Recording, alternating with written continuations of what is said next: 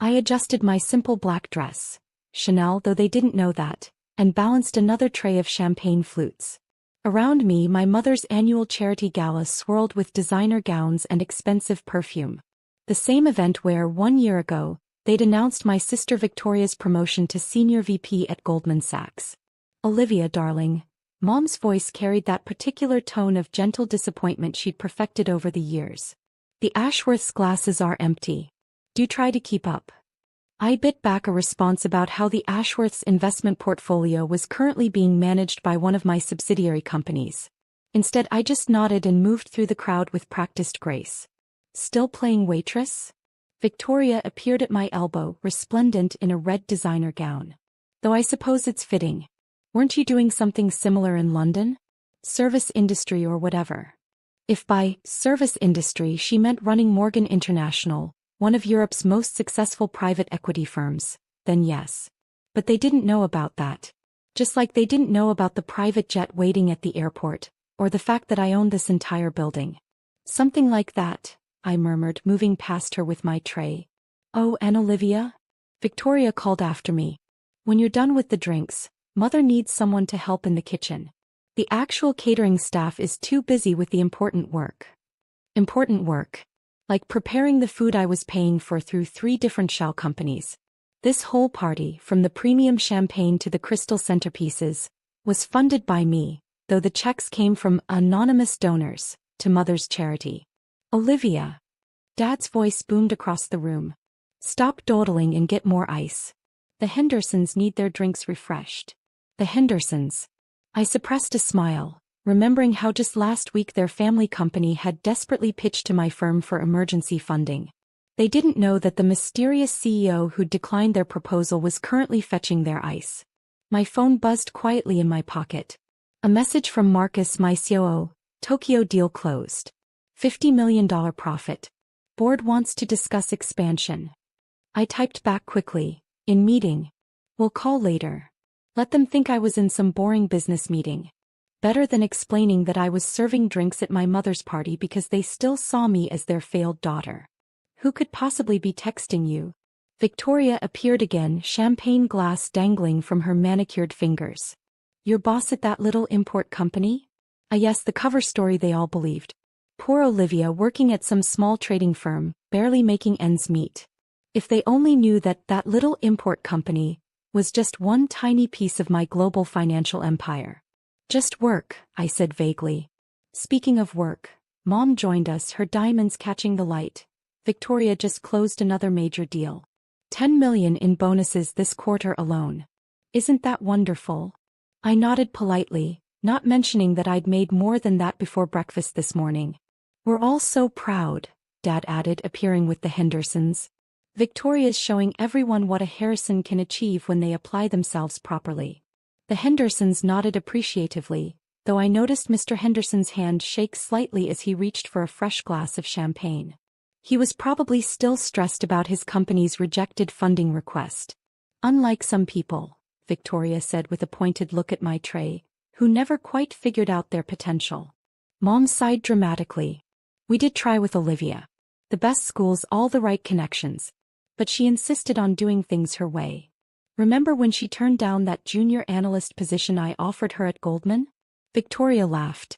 Said she wanted to explore other opportunities. Now look, serving drinks at parties. Though I suppose someone has to do it. I checked my phone again, this time seeing a message from my London office. Urgent. Royal Family's private investment team requesting meeting tomorrow. Your jet is prepped and waiting. See. Mom gestured at my phone. Always distracted. No wonder she can't hold down a proper job. Actually, I started, but Victoria cut me off. Oh, let her check her phone, Mother. Probably trying to pick up extra shifts somewhere. We all know she needs the money. Dad shook his head sadly. At least help out properly tonight, Olivia. The kitchen staff needs assistance with the cleanup. I felt something snap inside me. 3 years I'd been playing this role. 3 years of hiding my success. Of letting them believe I was struggling while secretly building one of the largest private investment firms in the world. I really should go, I said quietly. I have a meeting. Victoria laughed loudly, drawing attention from nearby guests. A meeting? At this hour? With whom? The night shift at some pub. Olivia. Mom's voice turned sharp. You will stay and help clean up. It's the least you can do after we went to all this expense. All this expense. The expense that came directly from my accounts, filtered through enough shell companies to hide my involvement. The hired help doesn't leave until the work is done, Victoria announced to their appreciative audience. Isn't that right, sister dear? I looked around the room at all these people who thought they knew exactly who and what I was. The Hendersons, desperately trying to save their failing company. The Ashworths, whose investment portfolio I controlled. My sister bragging about deals that wouldn't cover my daily operating costs. My phone buzzed again. This time it was James, my head of security. Car is waiting downstairs. Pilot reports weather perfect for London flight. I looked at the tray in my hands, then at my family's smug faces. Maybe it was time to show them exactly who had been serving their champagne all night. Actually, I said, setting down the tray, I do have a rather important meeting to get to. More important than your mother's charity gala? Dad's voice rose with anger. More important than helping your family? Victoria smirked. Let me guess. Some late-night stock boy needs help counting inventory? I smoothed my dress and checked my watch. A Patek Philippe that cost more than Victoria's annual bonus. Something like that. Absolutely not. Mom stepped forward, her voice hard. You will stay and help clean up. That's all you're good for anyway. The room had gone quiet, guests watching the drama unfold with poorly concealed interest. Perfect. I smiled, reaching for my phone. Let me just make a quick call. The room fell silent as I dialed, all eyes watching this latest act of defiance from the family disappointment. Victoria's smirk grew wider, probably anticipating another humiliation for her struggling sister. James. I said clearly into the phone. Please come up. And bring the contracts for the Henderson merger with you. Mr. Henderson's champagne glass froze halfway to his lips. The what? Before anyone could react, the ballroom's double doors opened. James, my head of security and right-hand man, entered in a perfectly tailored suit. Behind him came my full executive team, all of whom had been waiting downstairs for this moment. Madam, James bowed slightly. The private jet is fueled and ready.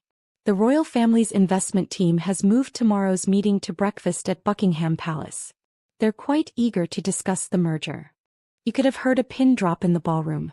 Victoria's smirk had vanished, replaced by confusion that rapidly turned to shock.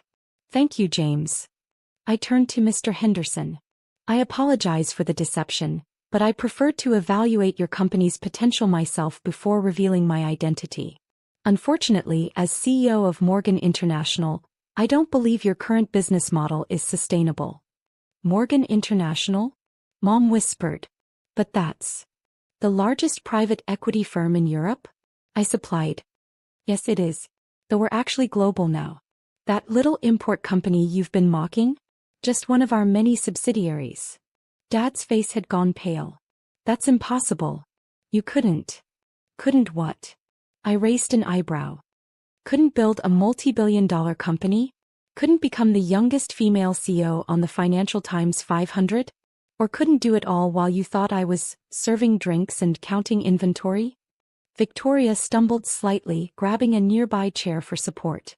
But I'm the successful one. I'm Senior VP at Goldman. Yes, about that. I nodded to another member of my team who stepped forward with a folder. Goldman's board approved our purchase of your division this morning. Effective next week, you'll be reporting to my Asia-Pacific director. Assuming we decide to keep you on.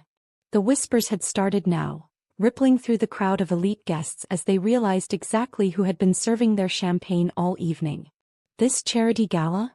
I gestured around the opulent ballroom.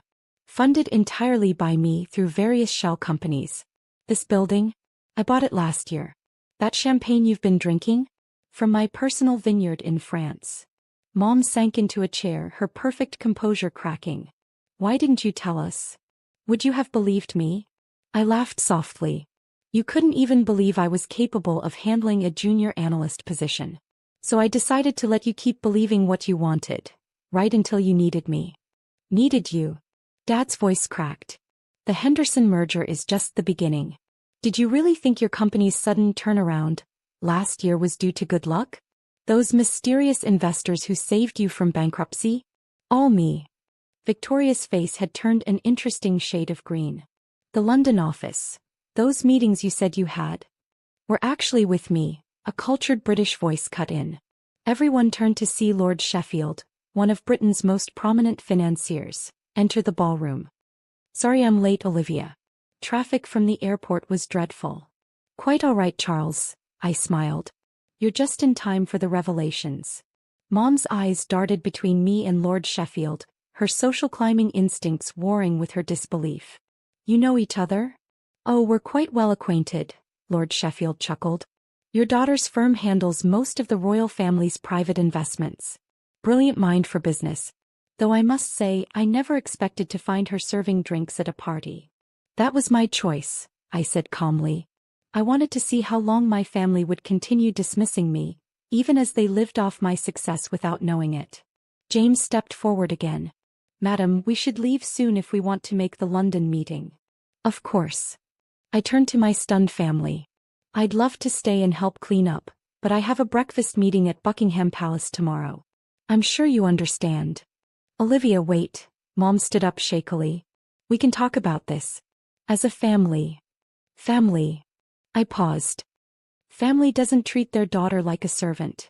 Family doesn't spend years mocking someone's career choices while secretly benefiting from their success.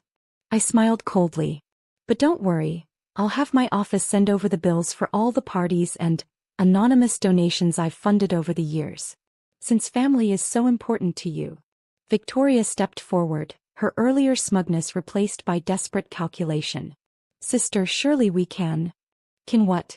Continue pretending you're the successful one? Keep acting like your banking job is the height of achievement. I shook my head. Enjoy your new position in our Asia-Pacific division. I hear entry-level analysts there work quite hard. As I turned to leave, Dad found his voice. You can't just walk away from your family. Watch me. I nodded to James, who opened the doors. Oh, and Victoria. Those clients you've been bragging about. They're all subsidiaries of my company. Might want to update your resume. The crowd parted as I walked through the ballroom, whispers and shocked murmurs following in my wake. Lord Sheffield fell into step beside me, barely containing his amusement. Quite a show, he murmured. Worth flying in for. Thank you for playing along, I replied quietly. The royal meeting detail was a nice touch. Oh, that part's real, he grinned. Her Majesty's quite impressed with your latest investment strategy. Though I doubt she'd expect her financial advisor to be serving drinks at parties. I laughed, stepping into the private elevator that would take us to my waiting car. As the doors began to close, I caught one last glimpse of my family. Mom collapsed in her chair, Dad staring blankly into space, and Victoria frantically typing on her phone, probably trying to save her job. James, I said as we descended, make sure the cleaning crew gets a generous bonus. After all, I smiled, thinking of Victoria's earlier sneer, someone has to serve the drinks. Later that night, as my private jet crossed the Atlantic, I scrolled through the messages flooding my phone. News of my identity had spread quickly through the elite social circles my family so desperately wanted to impress. Mom, please, we need to talk. We never knew. Victoria, about that analyst position. Dad, the board wants to meet with you. I deleted them all and turned to the contracts spread across my desk. Let them sit with the knowledge that while they were mocking my career choices, I was building an empire. An empire they'd unknowingly depended on all along. Sometimes the best revenge isn't just proving people wrong. It's letting them discover just how wrong they've been, one champagne glass at a time.